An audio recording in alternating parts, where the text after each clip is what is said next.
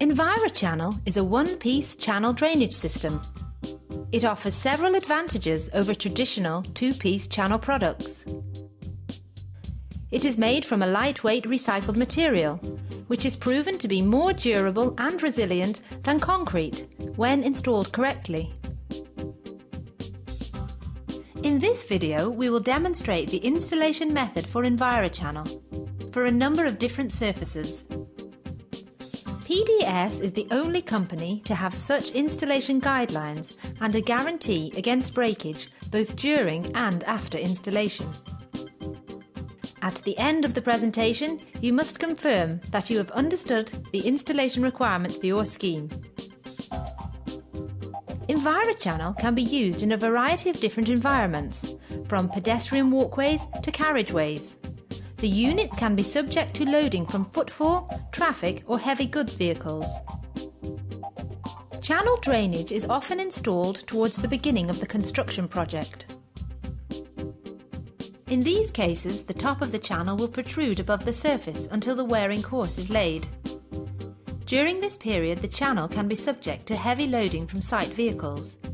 This is particularly true during fast-track construction projects, such as supermarkets, where access is often needed across the whole of the site. Two-piece systems use concrete channels, which, when left exposed, are prone to breakage under loading. Envirochannel provides a more robust solution, both during the construction process and afterwards. Envirochannel is certified to BSEN 1433 and meets the loading requirements stipulated under all classifications up to and including D400 kilonewtons. It is virtually unbreakable both during and after installation. Before installation, always cross-reference with engineer's detail. Ground conditions, slab construction or expansion and contraction joint details may impact on the depth and width of surround required, and any variances should be noted and checked with both parties. When installing Envirochannel, there must be sufficient space for a concrete race below the units and a concrete haunch at each side of the units. The contractor must ensure that the sub-base is of a suitable strength and compaction to support the system. The direction of installation is unimportant. Unlike many traditional systems, the Envirochannel can be installed from the outlet back or vice versa. If the surface has already been laid, a trench must be dug into the existing surface. For a new installation on level ground, we recommend using shutters to create a temporary trench. This will ensure the race and haunch are of sufficient compaction and will also minimise waste. The trench must be at least 450 mm wide to accommodate the unit, with a minimum 150 mm haunch at each side. The depth of the trench must be sufficient to allow for a concrete race of minimum 150 mm, plus the height of the channel unit. A small tolerance may also be required for bedding mortar. The concrete race is then laid along the base of the trench, or within the shutters. An ST4 mix with a 25 mm slump is the minimum requirement. The race must be a minimum of 150 mm in depth. If dry laying, the surface of the concrete race must be suitably keyed to create a better join with the side haunches. We recommend allowing the concrete to set before laying the channel. This will make it easier to achieve a level finish when laying the units. A thin bedding mortar may be required. A wet lay is possible, but consideration must be given to the time elapsed. The concrete must be of a sufficient solidity to ensure the channel remains in line and level.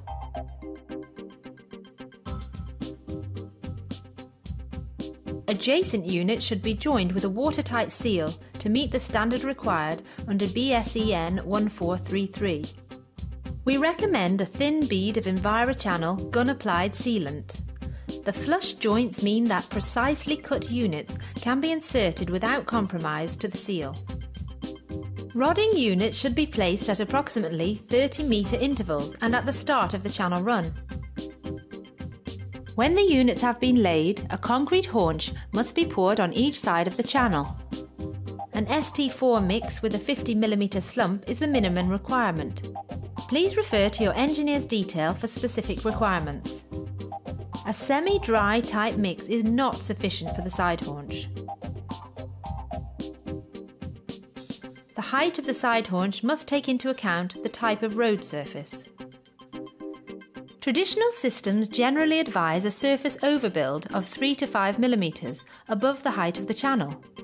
This is to deter lateral load impact from vehicles and ensures catchment at the lowest point.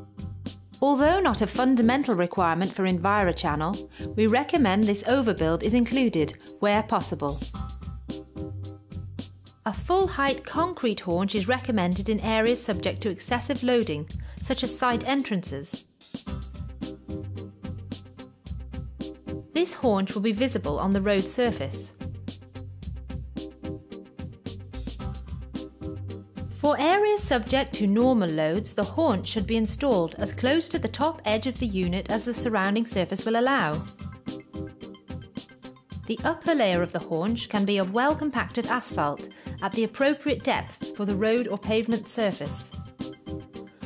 For areas surfaced with block paving, the concrete haunch should be laid up to the maximum depth that will allow the blocks to be bedded on mortar. It is recommended that blocks adjacent to the channel and above the haunch should be bedded on a suitable polymer-modified mortar. Various outlet options are available for the Envirochannel system. These include the silt box, gully unit and rodding access unit.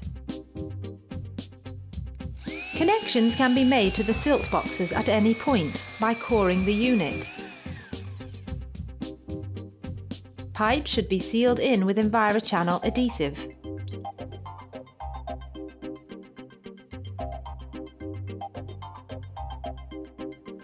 End caps can be easily fitted to both the outlet and standard units. These should be sealed using adhesive and can be screwed in for extra strength if required.